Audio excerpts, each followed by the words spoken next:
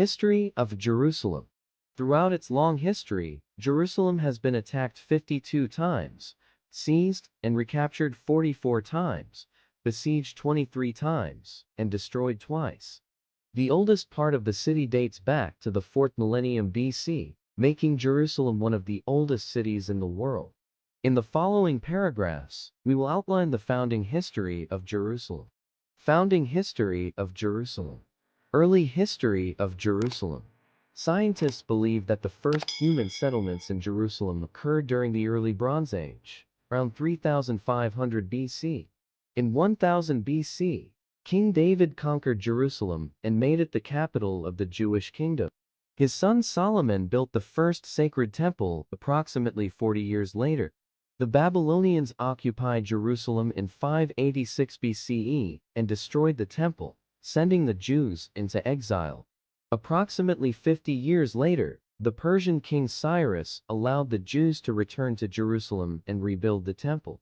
Alexander the Great captured Jerusalem in 332 BCE, and over the next several centuries, the city fell under the rule of various groups, including the Romans, Persians, Arabs, Fatimids, Seljuks, Crusaders, Egyptians, Mamluks, and Muslims.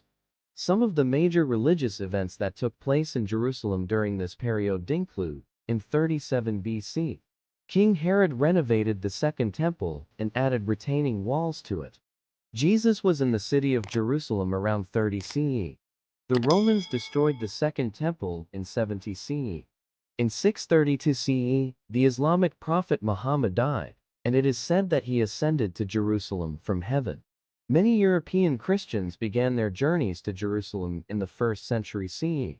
From around 1099 to 1187, Christian crusaders occupied Jerusalem and considered the city a major religious site. Canaanite period and the New Kingdom of Egypt.